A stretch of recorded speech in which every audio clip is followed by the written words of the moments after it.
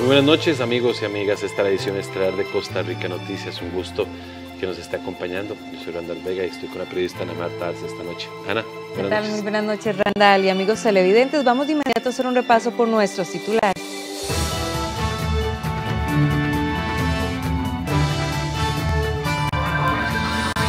Este martes, la médico activista Alexandra Arce se presentó ante la Fiscalía para ampliar su declaración contra el expresidente Óscar Arias. La joven aseguró que muchas mujeres se han acercado para decirle que ellas también habían sido víctimas. El conductor que atropelló y mató a una ciclista en el año 2017 fue sentenciado a 7 años de cárcel. El Ministerio de Salud se encuentra vigilante en la frontera con Panamá por brote de tosferina en ese país. Un acuerdo del plenario legislativo cuestiona la negativa del gobierno a respaldar la declaración del Grupo de Lima sobre la ayuda humanitaria a Venezuela. Y en los deportes, en nuestro martes de fútbol, analizaremos el juego entre el Deportivo Saprissa y Tigres, que está a minutos de arrancar. Y este martes, la médico activista Alexandra Arce Van Herold se presentó ante la Fiscalía para ampliar su declaración contra el expresidente Óscar Arias Sánchez por aparente delito de abuso sexual. La joven aseguró que muchas mujeres se han acercado para decirle que ellas también han sido víctimas. Pasada las 8 de la mañana, Alexandra Arce Van Herold llegó con su abogado a la Fiscalía en San José. Ella es la activista y médico psiquiatra que denunció el 5 de febrero al expresidente Óscar Arias Sánchez por violación.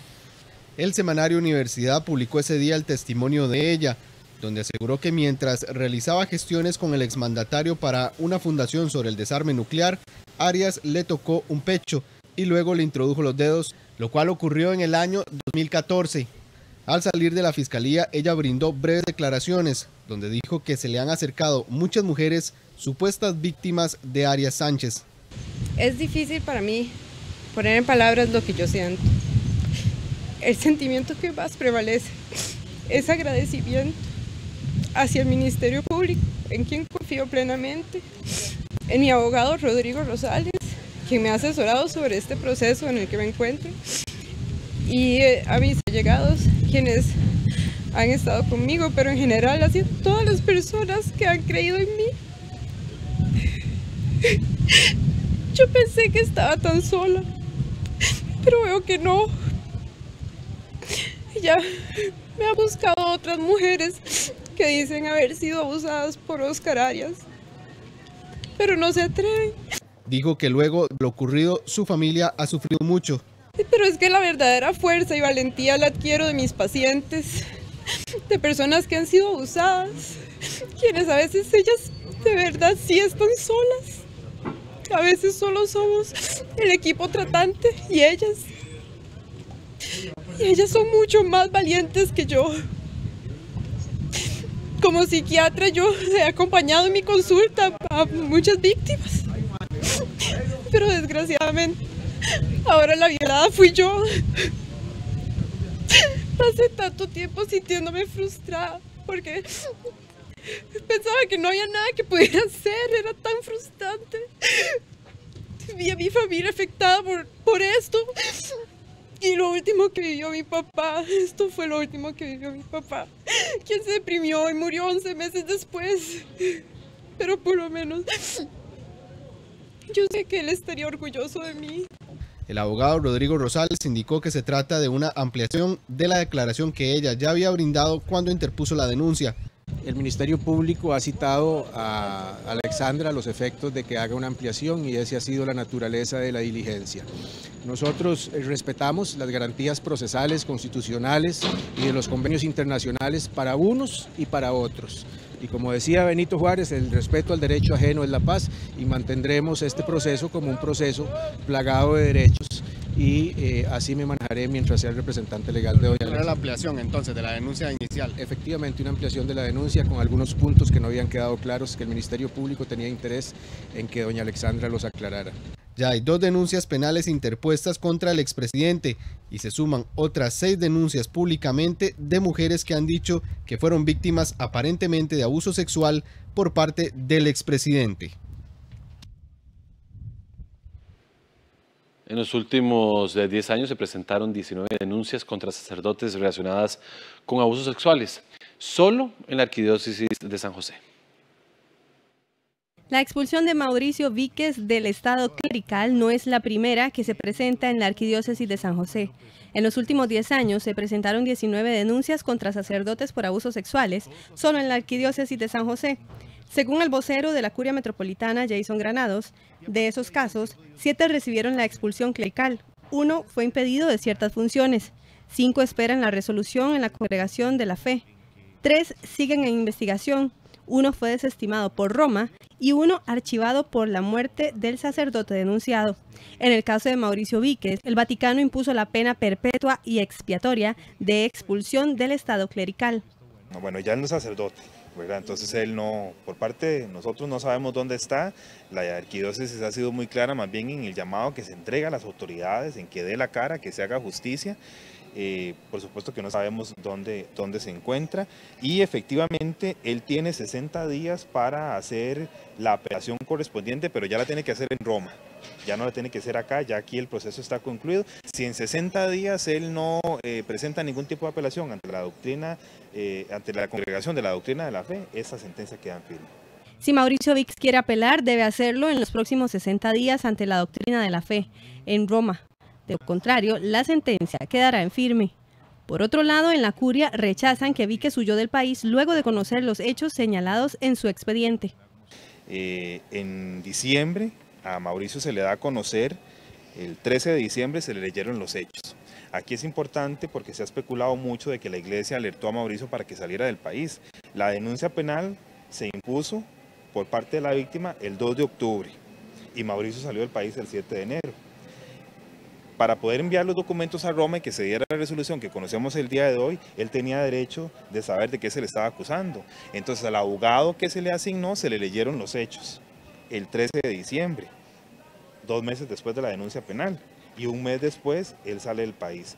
Entonces no fue la iglesia la que alertó, ya había pasado el tiempo, aquí la tardanza no fue de la iglesia con respecto a actuar para que él no saliera del país. Víquez, a quien se le vinculan 9 casos por supuesto abuso sexual, salió del país desde el pasado 7 de enero. La cumbre antipederastía permitió que se llegara a las últimas consecuencias en casos como el de Mauricio Víquez, según uno de los denunciantes. Michael Rodríguez es una de las 9 personas que denunciaron ante la Iglesia Católica a Mauricio Víquez por presunto abuso sexual. Para él, la postura del Papa Francisco con respecto a los casos de abusos sexuales dentro de la Iglesia permitió que se llegara hasta las últimas consecuencias con el caso de Mauricio Víquez en nuestro país, quien ya fue expulsado de manera perpetua del estado clerical. Y ahora espera que más víctimas alcen la voz.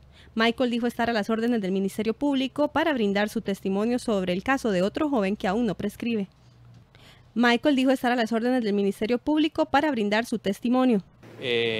Como he repetido, no son solo las 9 denuncias canónicas y la penal que hay en contra de él, son muchos más los niños que pasaron por esto. Y pues bueno, al final de cuenta y los testigos más todas las demás denuncias eran evidencia fuerte de lo que estábamos hablando era verdad y por lo que pasamos nosotros fue muy difícil. Hay muchas vidas todavía de muchachos que les ha costado salir de esto. Para que Víquez fuera expulsado del estado clerical, se realizó toda una investigación desde la cúpula de la Iglesia Católica. Ahora Víquez podrá presentar una apelación, sin embargo no podrá nunca más realizar funciones de sacerdote. Que en un proceso civil se fundamenta en documentos, en testigos, tiene también lo que en el proceso civil se llama fiscales, personas acusadoras, puede tener personas defensoras, hay procesos de apelación, es muy similar, solo que es interno a la iglesia y no tiene por lo tanto el carácter civil y consecuencias civiles. Mauricio Víquez fue expulsado del clérigo este 25 de febrero. El Tribunal Penal de Goicoechea sentenció este martes a Daniel Mora a 7 años de cárcel por el homicidio de Lucía del Carmen Mata Durán, una de las 4 ciclistas atropellados en enero de 2017 en Curridabat. Además, le impusieron 6 meses de prisión preventiva. Se declara a Daniel Alberto Mora Monge autor responsable del delito de homicidio culposo en perjuicio de Lucía del Carmen Mata Durán. Por mayoría de los votos emitidos, se le impone una pena de 7 años de prisión que deberá descontar en el centro penitenciario respectivo previo abono a la preventiva sufrida. Esa fue la resolución a la que llegaron de manera dividida los jueces del Tribunal Penal de Goicoechea la tarde de este martes contra Daniel Mora Monge, el conductor que atropelló a Mario Enrique Retana Pérez, Lenín Manrique Ortiz Quesada, Pablo Enrique Alcócer y Lucía del Carmen Mata Durán el 29 de enero del 2017 en Curridabat. El tribunal lo encontró culpable del homicidio culposo de Lucía y le impuso, además de los 7 años de cárcel, 6 meses de prisión preventiva, mientras se pone en firme la sentencia por el peligro de fuga. De acuerdo con el tribunal, se acreditó durante el juicio que fue él quien atropelló a los ciclistas y quien se fugó de la escena. La prueba nos permite acreditar en grado de certeza que el aquí encartado, don Daniel Alberto Mora Monge, era quien conducía ese vehículo. El vehículo estaba a nombre de él. Él y el vehículo son ubicados en el área de Grecia. El vehículo activa el Quick Pass que portaba a la hora de devolverse del viaje. El teléfono de él también se activa en las zonas en donde el vehículo es visto. El abogado de Mora indicó que la sentencia de los 2 jueces a favor y 1 en contra refleja que se dejaron llevar por lo mediático del caso y que apelarán la sentencia. Precisamente eso refleja la falta de sensatez de los otros 2 miembros. El presidente del tribunal es más sensato, más prudente, más mesurado y impone una pena sustitutiva a la prisión, que es el arresto domiciliario con monitoreo geosatelital, y no concede la prisión preventiva. Desgraciadamente e infelizmente, los otros 2 jueces ceden ante la presión masiva. Los medios de comunicación, las redes sociales. Además, el hombre lo condenaron a pagar 77 millones de colones por el daño material ocasionado por la muerte de Lucía y 40 millones más por el daño moral. Sí, efectivamente se habían solicitado cerca de 179 millones. Hay unos extremos que el tribunal, ustedes pudieron escuchar, está condenando en abstracto. Habrá que ir a liquidarlos en la vía civil. Pero en lo esencial, el daño económico que se pretendió desde el inicio fue otorgado en su totalidad por el tribunal. La diferencia se generó en los extremos del daño moral. Don Genaro Mata, el padre de Lucía, salió satisfecho por la condena impuesta. Está bueno. Y nada sino con ponerle 30 o 40 años. No, está bueno. Mora había llegado a un acuerdo con la familia de las otras 3 víctimas en el inicio del juicio. La Asociación de la Judicatura reprocha la sanción que la Corte Plena dictó contra el juez que en el 2015 había casado a una pareja del mismo sexo. Se trata del juez de familia Carlos Sánchez Miranda, quien invalidó la primera unión entre 2 personas del mismo sexo en el 2015. El juez había sido exonerado del delito de prevaricato, sin embargo la Corte lo sancionó este lunes luego de que la inspección judicial abriera la investigación. Para Cojut evidencia una violación a la independencia judicial. La Corte, por medio de la oficina de prensa, señaló que la sanción es porque el juez validó la unión aun cuando en ese momento estaba la acción de inconstitucionalidad contra la norma, por lo cual obligaba al juez a no resolver antes de la sala cuarta. La Corte Plena había dejado en espera, digamos, la resolución final hasta ver qué resolvía la sala. La sala resolvió conforme a lo que dijo la Corte Interamericana de Derechos Humanos. Inclusive le dijo a la Asamblea Legislativa que tenían un periodo de 1 año y medio para emitir una ley de reconocimiento de este tipo de uniones. Y aún así, habiendo sido reconocido internacionalmente, nacionalmente, este tipo de uniones que el juez había fallado en la sentencia, lo descalifican no solo su sentencia, sino su criterio jurídico, descalifican la independencia judicial y lo sancionan. O sea, eso nos parece absolutamente inconveniente. Vamos a hacer nuestra primera pausa informativa. Regresamos en un instante acá a Costa Rica Noticias.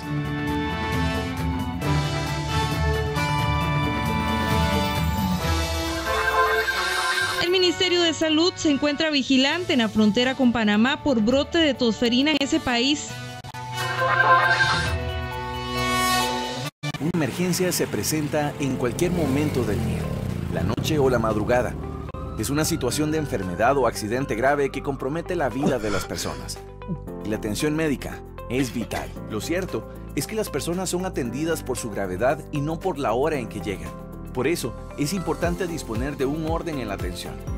Cuando la persona llega, se le dirige hacia el área de clasificación o triaje para la valoración médica a fin de priorizar a los pacientes según el estado de gravedad. Luego, en una sala, el paciente espera su turno de atención.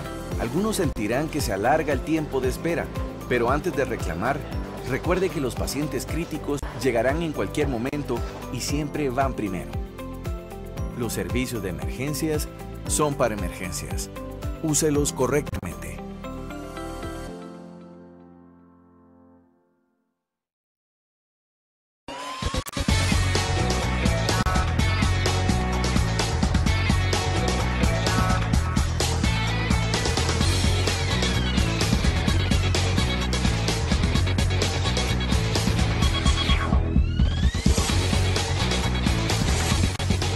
Promuévete, de lunes a sábado a las 5:30 de la mañana y 8 de la mañana.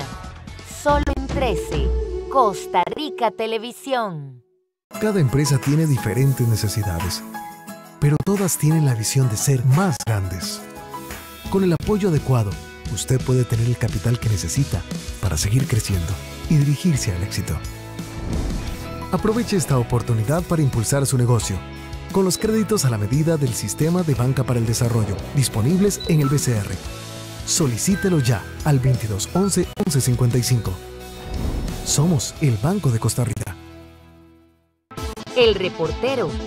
Los acontecimientos más importantes de Europa vistos desde diferentes perspectivas. Reporteros en el mundo. Todo lo que pasa a nivel mundial visto más allá de la noticia. 2 programas de la DW de Alemania. Reporte DW.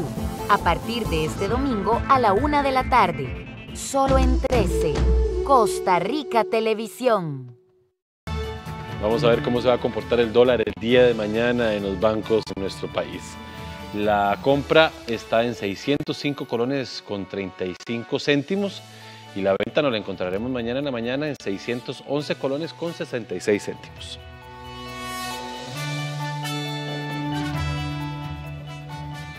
La ministra de Hacienda aseguró que el superávit de las universidades públicas podría hacerle frente a las instituciones.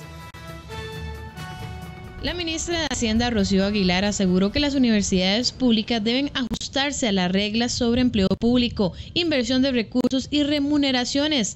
Esto ante la Comisión Legislativa que analiza el Fondo Especial de Educación Superior. Además, agregó que el superávit de dichas universidades le podrían hacer frente a las responsabilidades de 8 instituciones como la Defensoría de los Habitantes, la Contraloría, el de Economía, el de Ciencia y Tecnología, el de Presidencia y el de Cancillería. Las universidades deben acatar la regla fiscal. No existe ninguna prerrogativa para las universidades de no hacerlo. Y básicamente esto no va a implicar que su presupuesto se reduzca, va a hacer que se mantenga conforme el resto de las entidades.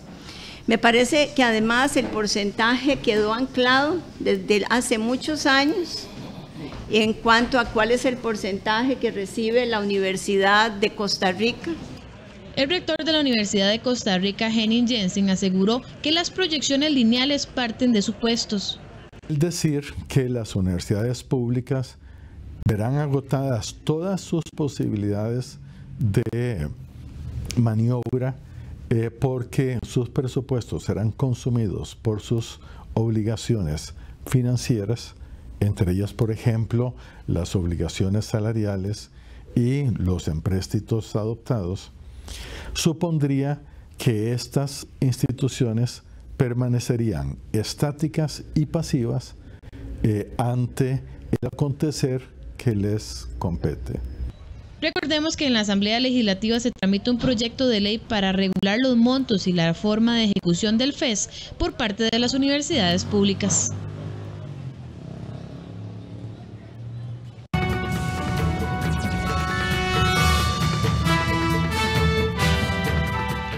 El Hospital de Niños atiende 20 casos por día de virus estomacales. El 1% de estos requiere de internamiento. Los virus respiratorios ya están bajando su intensidad en el Hospital de Niños. Sin embargo, eso representa, como todos los años, un incremento en los casos de virus estomacales. Cada día al menos 20 menores están consultando por vómito y diarrea en el centro hospitalario. Y tenemos un repunte de enfermedades diarreicas con vómitos. Hay más circulación de virus gastrointestinales. El hospital ha estado bastante ocupado atendiendo especialmente a nivel de la consulta externa niños con enfermedad diarreica. Los médicos recomiendan mantener a los pequeños hidratados con suero y ofrecerles únicamente alimentos muy livianos como frutas y verduras. Hidratación constante con bebidas hidratantes que no solamente son agua, sin embargo el consumo de bebidas más preparadas en casa que podríamos denominar líquidos claros o por ejemplo el consumo de agua de pipa pueden mejorar muchísimo y prevenir las consecuencias asociadas a deshidratación. Autoridades de salud piden a la población en general aplicar el protocolo de lavado de manos lo más frecuente posible para así cortar con la cadena de transmisión. Y el Ministerio de Salud vigila a la frontera entre Costa Rica y Panamá por brote de tosferina en ese país. La tosferina es una enfermedad que afecta directamente el sistema respiratorio de las personas. El año pasado Costa Rica registró 37 casos. Sin embargo, esta cifra podría subir este 2019 debido al brote que registra Panamá. En ese vecino país este año ya suman 95 casos y 11 fallecidos. 95 casos confirmados en la zona de Nové Buglé, que son los indígenas panameños que vienen incluso de esas zonas a recolectar café a Costa Rica. Hay 11 fallecidos en ese lugar. También hay un aumento considerable en Venezuela. En Costa Rica en menos de 2 meses ya se registran 17 enfermos, sobre todo en la zona Brunca. Lo más importante es la detección temprana, es decir, esa es una cosa importante. El sistema de salud de Costa Rica ya ha estado probado en ese sentido y también en la cobertura de vacunación, la cual la cobertura nuestra de vacunación es una cobertura alta, de más del 95%, y todas las personas, es decir, se le ponen 5 dosis de vacuna a los niños. El Ministerio de Salud pide a la población que vacunen a los niños, pues esta vacuna contra tosferina está dentro del sistema de vacunación de la Caja Costarricense de Seguro Social y se coloca a los 2, 4 y 6 meses de edad, así como a los 4 años.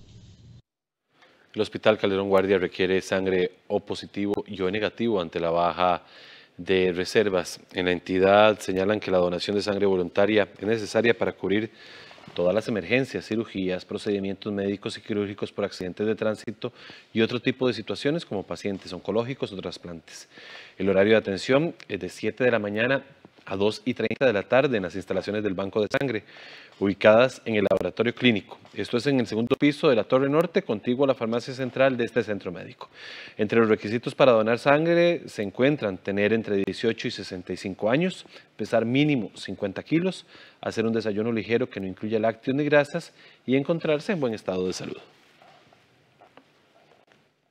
Los casos de dengue, zika y chikungunya podrían incrementar este año por sequía que enfrenta el país. El Ministerio de Salud pide a la población lavar los tanques de agua cada 8 días.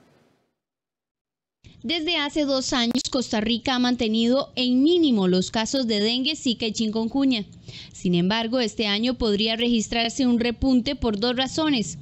Una es que la enfermedad es cíclica y la segunda es que la sequía podría incrementar los criaderos. El dengue o las arbovirosis en general pues se toman como efectos cíclicos, es decir, que cada 2 años, cada 3 años puede haber. Si sacamos esa cuenta, perfectamente pudiésemos hablar que nos toca este año. En muchos países de América y de Asia, en este momento hay transmisión activa de arbovirosis, entonces eso nos llama a la reflexión a tomar todas las medidas necesarias. Es por esta razón que se le pide a los costarricenses que tomen las medidas como lavar los tanques de almacenamiento de agua cada 7 días y taparlos adecuadamente. El 25% tienen que ver con baldes y tanques. Es decir, la gente acumula agua porque no llega el agua de forma permanente, es decir, las 24 horas del día. y eso es uno de los criaderos más importantes que tenemos, tanto en cantidad como en productividad. ¿Por qué? Porque una tacita pequeña puede tener 4 larvas o una larva, pero un tanque de agua puede tener 200, 400 larvas. Otra recomendación del Ministerio de Salud para estos días de verano es el constante lavado de manos para evitar brotes de diarrea y vómito.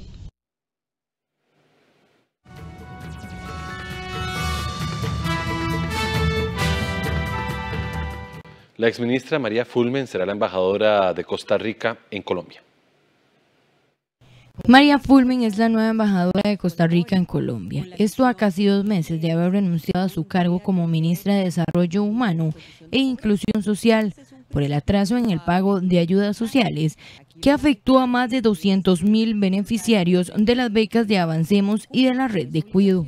Doña María Fulmen Salazar Elizondo es máster en Administración de Empresas por la Universidad Nacional y licenciada en Trabajo Social por la Universidad de Costa Rica.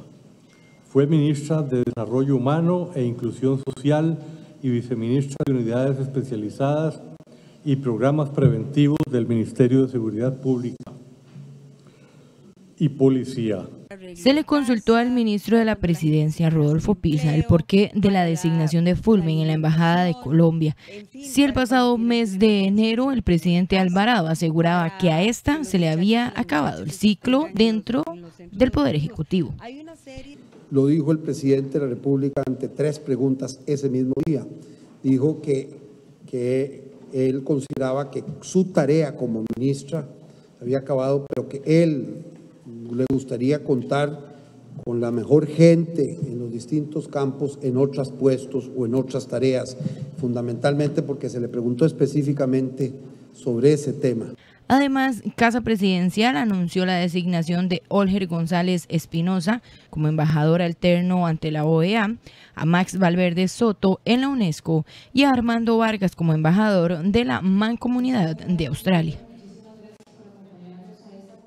El Consejo de Gobierno designó este martes a Ana Laura Castillo Barahona, Olivier Castro Pérez y Javier Zúñiga Moya como directores titulares de la Junta Directiva del Banco de Costa Rica. Estos reemplazarán a Francisco Molina Gamboa, Mónica Segnini Acosta y Paola Mora, a quienes se les revocó el nombramiento en diciembre anterior, luego de conocer la investigación realizada por la Secretaría del Consejo de Gobierno.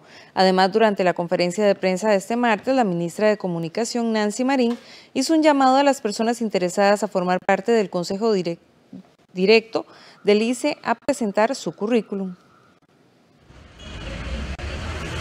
Ayer en Ciencias Económicas y licenciado con énfasis en Economía de la Universidad de Costa Rica. Fue presidente del Banco Central de Costa Rica de mayo del 2014 a julio del 2018.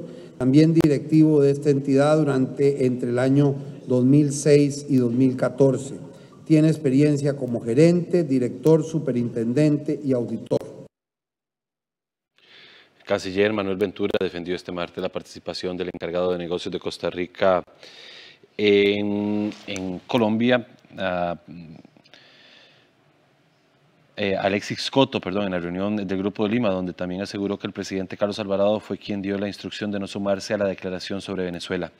Dicha declaración del Grupo de Lima pide a la Corte Penal Internacional que considere como un crimen el bloqueo armado utilizado por el régimen de Maduro para impedir el ingreso de ayuda humanitaria el sábado anterior. Ventura agregó que Costa Rica mantiene su apoyo al autoproclamado presidente de Venezuela, Juan Guaidó, pero reafirmó que no se comparte la idea de una intervención militar. Ante la consulta de la prensa al canciller si conocía la nacionalidad de costarricense de María Faría, embajadora venezolana designada por Guaidó, él mismo afirmó que era tanto de su conocimiento como del presidente Alvarado. Mire, esto es algo usual.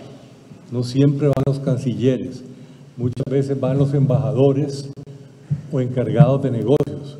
Si no está el embajador, en este momento no tenemos embajador en Colombia, y asistió el encargado de negocios, que dicho sea de paso, ese embajador de carrera tiene el rango de ministro consejero, es una persona muy calificada y capaz, y está en contacto permanentemente conmigo y otras personas de la Cancillería.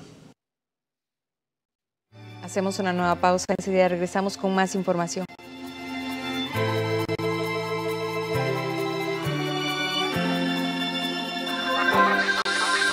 acuerdo del plenario legislativo cuestiona la negativa del gobierno a respaldar la declaración del Grupo de Lima sobre la ayuda humanitaria a Venezuela.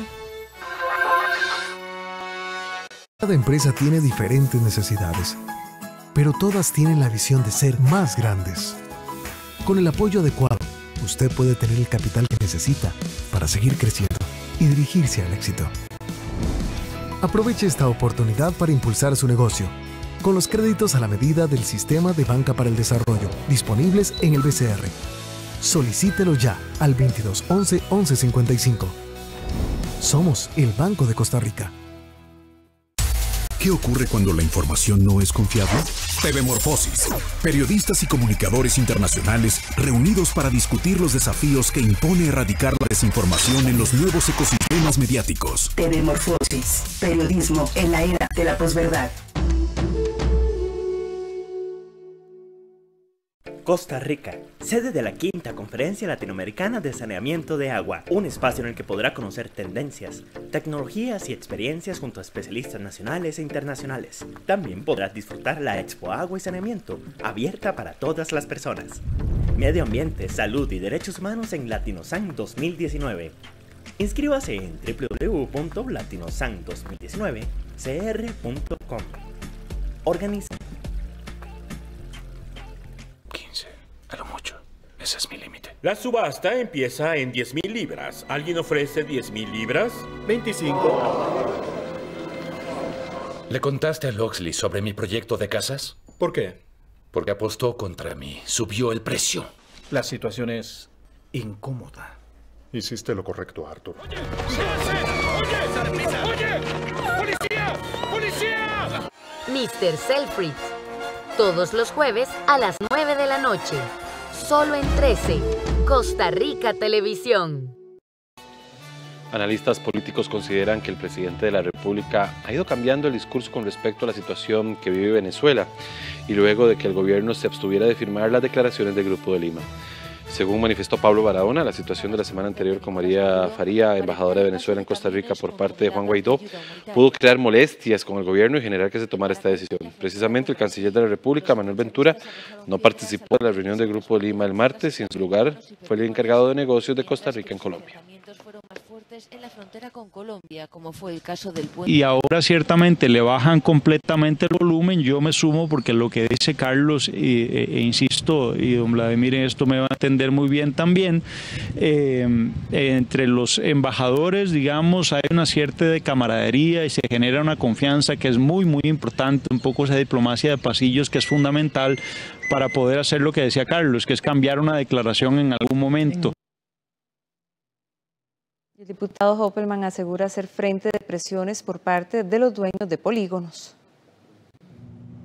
El diputado Harlan Hoppelman aseguró este martes que ha sido frente de presiones por parte de los dueños de polígonos. Esto para que no se reduzca la cantidad de armas en el país. El diputado ha sido claro en que la tenencia de armas debe de reducirse, pues 3 es imposible de ser controladas por una persona.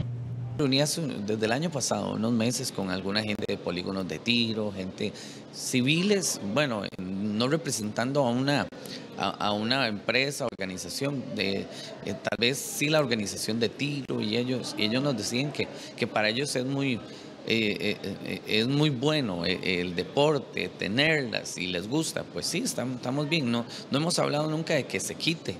Esta posición del legislador también lo hizo blanco de ofensas por parte de la diputada Zoila Bolio, la cual, sin apagar su micrófono, aseguró que le iba a dar por el hocico. Le voy a dar hasta por el hocico. En una sesión fue off the record, aquí nadie le está faltando el respeto a nadie. Yo hablo de una forma coloquial, cuando me duele la cabeza yo digo me duele la jupa, me golpeó la pata, porque esa es mi forma de hablar en un momento en que estoy fuera de micrófonos, fuera de la sesión, fuera de la audiencia. Siempre he hablado de forma coloquial, no veo el pecado. Creo que hay que llamar al orden a esto, eso no puede pasar. Hay gente llamándome, diciéndome quién le va a dar hasta por el hocico. Don Walter Muñoz, ¿qué hubiese pasado si hubiese sido un hombre el que le dice a una mujer esto? Yo creo que hay que tener respeto, tenemos que caminar en respeto. Creo que desde que entramos aquí se nos ha hecho bullying por nuestras creencias, por cuando hablamos, por cuando no hablamos. Yo creo que hay que tener respeto ante todo. La diputada Bolio apoya en su totalidad la aportación de 3 armas por persona. El Tribunal de Apelación del Segundo Circuito Judicial de San José ordenó la liberación de Carlos Andrés Pérez, quien se encontraba recluido en el Centro de Atención Institucional de Limón. Esto luego de declarar parcialmente con lugar a los recursos interpuestos por Henry Loaiza, defensor del imputado. Hay que recordar que Carlos Andrés Pérez fue la persona acusada de sabotear las instalaciones de Recope durante la huelga del año pasado. El fallo anula todo lo actuado, por lo que corresponderá realizarse un nuevo juicio y deberá ser un tribunal colegiado el que resuelva el asunto. Los hechos se remontan al 11 de septiembre del año anterior, en donde aparentemente fueron afectados los tanques de gas licuado en el plantel de Recope de Moín durante el movimiento huelguístico.